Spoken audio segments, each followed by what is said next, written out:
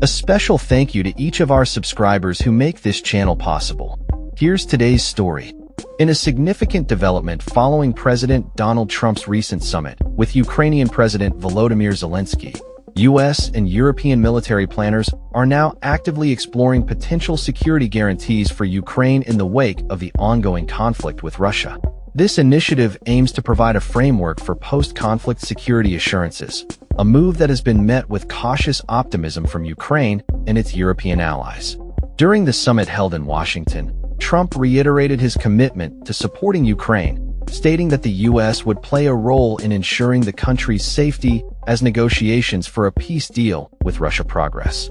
The discussions are particularly vital as they come at a time when Ukraine continues to face threats from Russian aggression. U.S. officials have indicated that the Pentagon is conducting planning exercises to determine the type of support Washington can offer beyond the provision of weapons.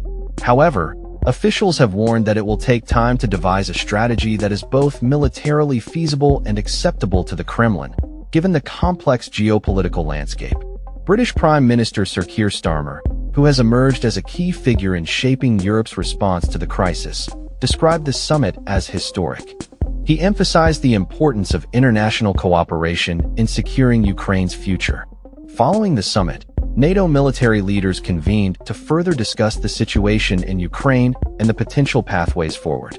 While the prospect of enhanced security guarantees has been welcomed, it has also been met with skepticism from Moscow. Russian officials have dismissed the plans as dangerous, warning against any Western military presence in Ukraine. Trump has made it clear that the U.S. will not deploy troops on the ground, but discussions around a framework that incorporates elements of NATO's Article 5 have been initiated. This would provide a deterrent effect without granting Ukraine full NATO membership, a sensitive issue for Russia. The discussions also included Ukraine's request to procure $90 billion worth of U.S. weaponry, which could form part of the proposed security guarantees. Trump has emphasized that while the U.S. is willing to assist, European nations will need to shoulder the majority of the burden. He stated, "When it comes to security, there's going to be a lot of help. They are a first line of defense because they're there, but we'll help them out."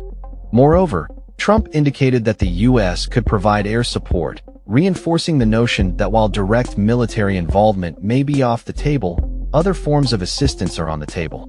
The United Kingdom has taken the lead in formulating a coalition of the willing, a coalition of allies ready to extend their support beyond financial aid and weapon supplies.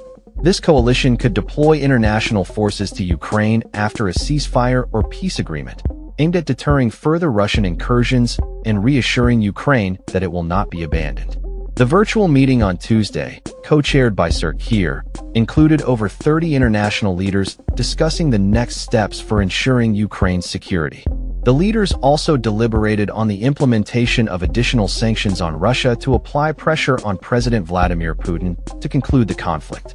European leaders have underscored that any security guarantees must involve direct input from Ukraine, ensuring that the country plays an active role in shaping its own security framework. In light of the ongoing conflict, the European Union's training mission for Ukrainian forces will persist, allowing Ukraine to bolster and modernize its military capabilities in the long term. Despite Trump's assertion that Putin is open to the idea of security guarantees, Moscow has consistently rejected the notion of NATO or NATO-affiliated troops in Ukraine, labeling such a deployment as a direct threat to Russian security. The Russian Foreign Ministry condemned the UK's calls for robust security guarantees, arguing that they undermine efforts for a comprehensive and lasting resolution to the conflict. Amidst this backdrop, President Zelensky has continued to advocate for strong security guarantees, emphasizing their necessity to prevent further Russian aggression. In a recent Telegram post, he stated, "We need strong security guarantees to ensure a truly secure and lasting peace, especially in light of recent attacks that have impacted multiple regions of Ukraine." As NATO military leaders prepare for their discussions, the world watches closely to see how these developments will unfold and what implications they will have for Ukraine's future and the broader geopolitical landscape. In this time of uncertainty, the commitment to quality journalism remains paramount, providing clarity and insight into the complexities of international relations and the quest for peace in Ukraine. That's all for this story. We upload videos every day covering many different subjects, so hit that subscribe button to stay informed. Thanks for watching.